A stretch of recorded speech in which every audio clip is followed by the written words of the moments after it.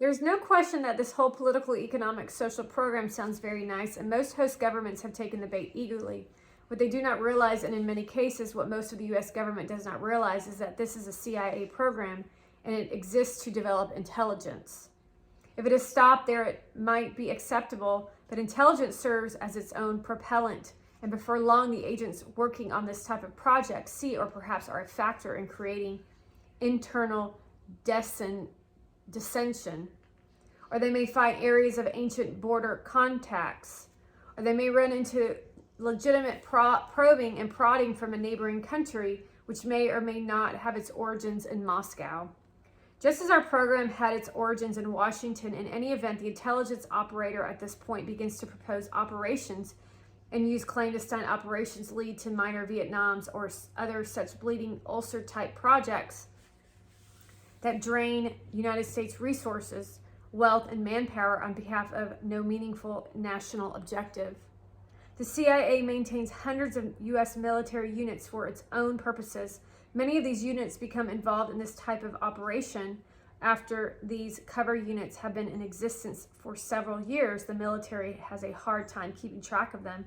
The military system is prone to try to ignore such abnormalities, and the CIA capitalizes on this to bury some units deep in the military wasteland. The CIA also maintains countless paramilitary and pseudo-business organizations that weave in and out of legitimacy and do business much as their civilian counterparts would. The small airline alluded to the Gondia example actually exists and very capably operates in Latin America. It operates as a visible business and competes with other airlines of its type. The only difference is that the officials of the other airlines who have a hard time meeting the payroll at times wonder how their competition is able to stay in business year after year with no more volume than they have. At such a point, most of the competition will rationalize that cover airline must be in some illegitimate business like smuggling and the drug trade, or else that it is connected with the CIA. They could be right on both counts. Most of these cover businesses have to be closed out and reestablished from time to time to support their usefulness.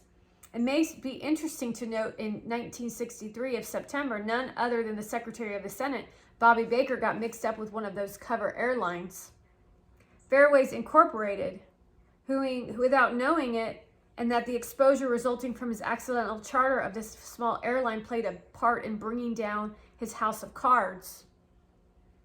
Part of the Gondia coup d'etat demonstrates that the ambassador will be briefed on most things that happen in this country, and if he is alert and insistent, he may be on top of most of the things that ST is doing there.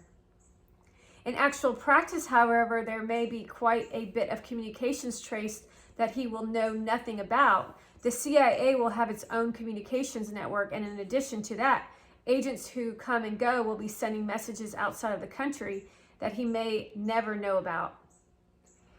It would be an unusually adept ambassador who would catch all of that play-by-play in the incoming messages and the outgoing traffic.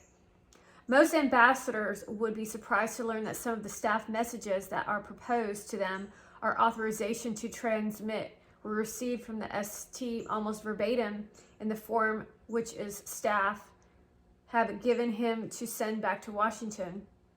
This is a useful device for the ST because it gets message of unquestioned.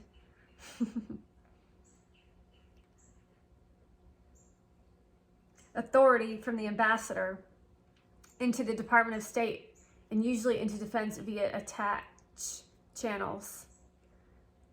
By this innocent appearing device, the ST is able to create intelligence inputs that are then used to clandestine operations feedback. This becomes a possible ploy because the team can separate the people who know about the outgoing messages from those who know about the incoming messages by the need to know and eyes-only restrictive methods. Such methods are not commonly used, but they are used when someone on the ST feels that the desired end will justify the means. In this example, we saw that the agency and operatives working in Gondia who were unaware of each other's presence, it is entirely possible that the ambassador may not have known either that all of the CIA men working on this project were CIA men. They would have been available to him a list of all Americans in Gandia if he had wanted to research it. But in operational exercises such as this, it is most likely that he would not know all the agents. This is a most touchy area, and there have been times when the CIA's own chief of station, its senior man in the country, was not aware of the fact that other CIA men were working in this country. This can create some very complex problems. In one case of record, it resulted in a very serious altercation between two CIA factions, and the result that the chief of station demanded the other man leave or that he would leave. In that instance, the chief of station left. Another way the ST gets around the special operative program is to employ non-U.S. citizens to assist in countries where an over-scrupulous ambassador or cautious chief of station have given trouble. A number of such personnel have been used by the CIA in Indochina in a variety of roles. In some exceptional cases, they have been used on special assignments in Latin America. The Gandia incident shows another special facility in the hands of the ST. In order to equip General El Ciario with an abundance of arms and ammunition, the CIA arranged with the Air Force to airlift these munitions to a remote site. In order to do this, the two large C-130 aircraft had to depart from the U.S. Air Force Base in Panama with cargo, manifests that show only the actual cargo that was being delivered to the final destination in the capital of Pagon. This meant that a deal had to be made with customs in order to get out of Panama. The landing in Pagon had to be clandestine, and the chance of discovery had to go gambled. There had been incidences where their illicit cargo drops were made and then discovered before they could get picked up. In such cases, the cargo had to be abandoned, and the finder was so much richer, the U.S. government could not make a move to identify as his own property. The pickup flights also had to be clandestine in that they left Gandia and entered Pagon without clearance or flight plan, made their landing, pickup, and return with no manifested cargo in Gandia. This part of the operation may not seem important, but should there have been exposure of any of those illicit flights, it could have been led to exposure of the entire plot, and a coup d'etat by the opposite side may have taken place, or the old president may have had sufficient warning to take strong measures to remain in power.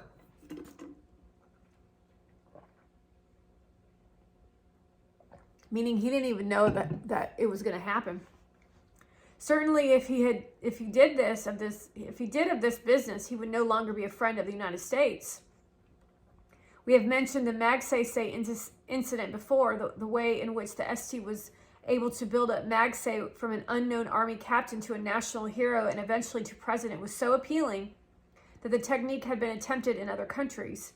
One of the gambles with the game in this situation has to be developed, preferably in some remote area where it can be alleged. And there is a pro-communist activity in the case in point. Communist sympathizers, HUC activities. In the beginning, there may be an incipient outbreak of banditry caused by crop damage or other hardships. The natives will attack other villagers for food and other plunder, usually for the sole purpose of staying alive. As this situation continues and spreads, it will come to the attention of the National Police and the Border Patrol. They may not have the means to cope with the uprising and may ask the government to help them. At this point, the armed forces may recall their civic action training at Fort Bragg or in Panama, and they may ask the U.S. military mission personnel to assist them. No country likes to admit that it has some internal problems, so they quite readily call the banditory subversive insurgency and imply that it may be communist inspired. Thus, this puts the flame to the wick. Nothing will get a rise out of the special forces, both Army and Air Force, faster. In short order, they will be on the spot to see what can be done, and in every case, the CIA will have men seated in the units. At this point, this is still a CIA effort, and it may stay in the category as far as the ST is concerned until the disorders have receded or have flared higher. Usually the break point occurs when it is discovered that the rioting is being blamed upon the recumbent administration. Then the CIA looks for the possibility of a coup. From there on, it is a familiar pattern, such events, and there have been so many during the past 15 to 20 years, show how easily intelligence becomes clandestine operations, and how clandestine operations are usually the result of a reaction or response mechanism and are not a part of any planning or policy. This is the great danger. The leaders of the CIA and important members of the ST have protested countless times that the CIA does not enter into policy making. In this, they are correct on those counts. The problem lies in the fact that they are not policy making, and on top of that, the operations they carry out are not in support of policy either. They simply grow like topsy, arising out of the feedback from intelligence data inputs. In some cases, there is no reason at all for the action. In other words, there may be no national objective other than to lose coverall or blanket observation that the operation is anti-communist. Another special area in which the ST excels is that of a logistics support of clandestine operations. They always seem to operate out of boundless horn of plenty. In the Gandia example, the CIA was able to call for and have delivered a large quantity of munitions and to have it delivered in heavy aircraft, all of which cost someone a lot of money. We shall have a general discussion of logistics support in a later chapter, and we'll not go into detail here, but it should be noted that it is one thing to be able to move such a cargo in and out of various countries without customs and other controls, and it is another thing to get the cargo in the first place. Most of us have been led to believe that the armed forces are required to account for each and every item they have produced with the taxpayer's dollar. Then how does the CIA manage to get so much so easily? All munitions have to be transferred from controlled depots to transportation points, and all such transactions are under control and regulation. To get around this ST has developed a system of its own storage depot and has them so interlaced with the military system that not even the military can track down some of these transactions. These transactions are often written off with the comment, "It's all in the government." But there is one area of imbalance that adds appreciably to the cost of such extracurricular activities. In the foreign aid program, there are very careful balances in aid maintained between different countries, especially neighboring countries or countries in the same sphere of influence. If we give one country a new series of army tanks, then we must be prepared to give the neighbor the same. This will repeat itself like a row of dominoes, and the next thing we know, we have re-equip a whole series of countries with the newer equipment because we started with one. This situation is expensive and it is hard to control. A delivery to Pakistan of equipment not delivered to India will set off a most unpleasant round of talks with the Indians. During India's border problems in 1906, doesn't know the date, offers were made to deliver a large shipment of arms to India. Although Pakistan was also involved to a lesser degree in the border problem, this was forgotten in the argument over the imbalance which the former delivery would create between India and Pakistan. In the end, Pakistan did increase its contact with China and become less friendly to the United States. This system is very complicated and few would have the temerity to interfere with it. However, the CIA has from time to time created situations where munitions delivered to one country, ostensibly for a clandestine operation, have ended up in the hands of the central government and have created a gross imbalance within the same sphere. An example of this occurred after the Bay of Pigs operation, when Nicaragua took possession of aircraft and other valuable munitions and had it stockpiled in Puerto Cabezas and had not been used. The advanced model of the B-26 bomber being prepared for the use of the Cubans was a much more lethal aircraft than any neighbor of Nicaragua had in its own inventory. This set off a whole round of Nicaragua had in its own inventory. This set off a whole round of arguments about increasing the aircraft inventory of the other countries, though these examples are limited and incomplete. They serve to a point out of the nature of clandestine operations. The principal reasons why the creation of the CIA within the framework of our free society has caused very serious problems, because the intelligence function it has been operating under the DCI and the rest of the community almost inevitably leads to clandestine operations. The law intended otherwise, but general practice during the past 25 years has served to erode barriers between intelligence and clandestine operations to the point where today this type of thing, unfortunately, has become rather commonplace. And why has it become so commonplace? The most basic reason is because nations' ills of all kinds are highlighted by instant global communications and then are generally attributed to communist bogeymen. This is not to say, of course, that some ills may not be caused by communist pressures, just as some are caused by American pressures. In fact, the benefits of being charged with so many actions are so tremendous for the men in the Kremlin that they would be less than skillful if they did not stir up a few obvious cases now and then to keep that pot boiling. When a small contribution to the effort in Indochina on the part of the men in the Kremlin can get 55,000 Americans killed and 200 billion wasted versus no Russians killed and only a few $1 billion invested, the Kremlin cannot be blamed for using this tactic to its advantage. In the Philippines, lumbering interests and major sugar interests have forced tens of thousands of simple, backward villagers to leave areas where they have lived for centuries. When these poor people flee to other areas, it should be quite obvious that they are in turn then infringe upon the territorial rights of the villagers or landowners. This creates violent rioting or at least sporadic outbreaks of banditry that last lowly recourse of dying and terrorized people. Then when the distant government learns of the banditry and rioting, it must offer some self-explanation. The last thing the regional government would want to do would be to say that the huge lumbering or paper interests had driven the people out of their ancestral homeland. In the Philippines, it is customary for the local regional government to get a 10% rake-off of all enterprise and for national politicians to get another 10%. So the safe explanation comes communist-inspired subversion insurgency. The word for this in the Philippines is HUC, which is communist activities. It's all in the wording.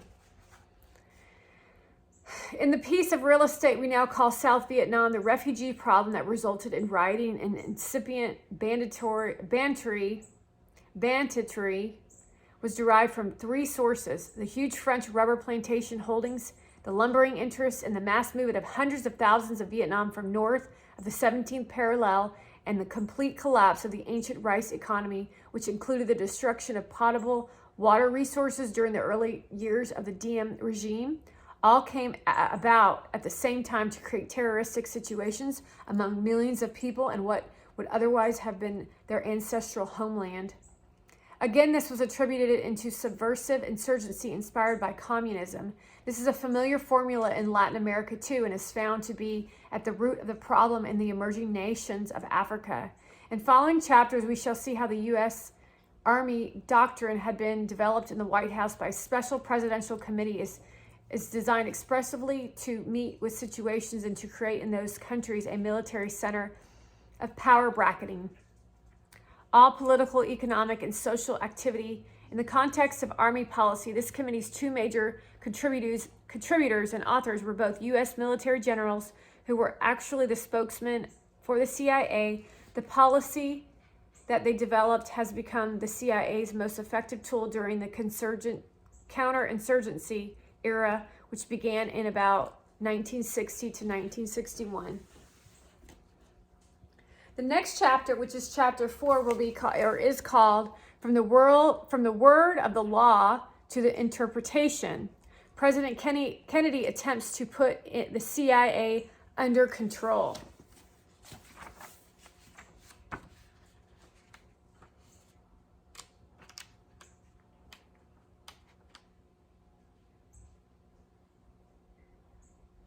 Alan Dulles returns. The Bay of Pigs is talked about. President Kennedy appears.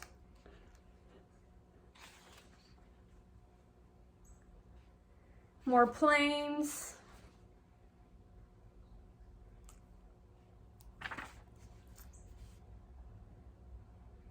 The last sentence of the chapter, the only ones who stood in the way were the president and his closest intimates, and they had been neatly outmaneuvered.